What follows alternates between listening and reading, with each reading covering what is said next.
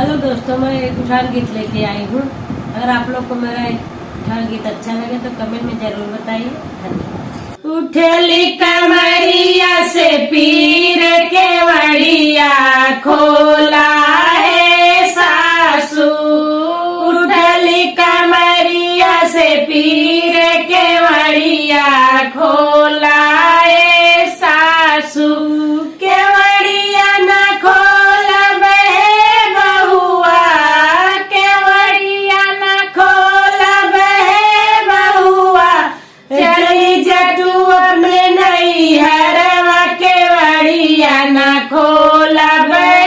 बहुआ, चली जा तू अपने नैहरवा के वड़िया न खोला बे बहुआ। दुआर वे जन्म है ललना, दुआर वे जन्म है ललना। तोरी आजी बड़ी धोखेबाज घेवड़वा न खोला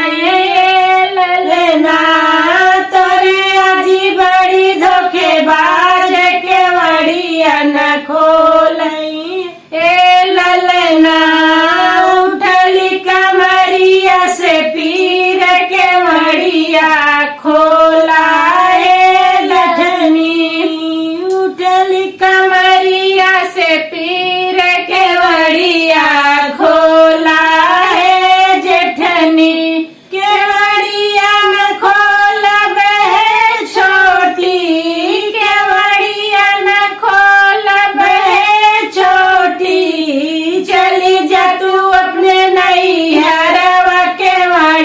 न खोला बे छोटी।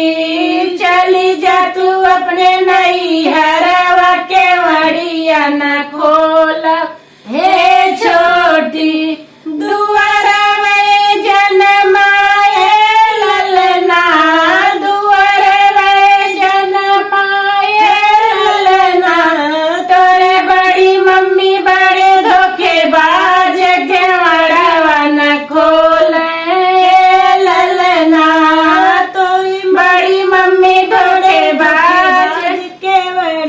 न खोला दे ललना। उठली कमरिया से पीर के वड़िया न खोला ननदी। उठली कमरिया से पीर के वड़िया खोला है ननदी। केवड़िया न खोला बे भौजी, केवड़िया न खोला बे भौजी। चली जा तू अपने नैहरवा के वड़िया न खोला बे भौजी।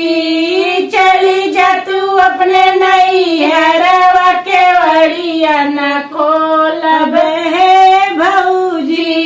दुआर वे जन्म है ललना, दुआर वे जन्म है ललना। तोरे बुआ बड़ी धोखेबाज के वड़िया न खोले है ललना। तोरे बुआ बड़ी धोखेबाज के वड़िया न खोले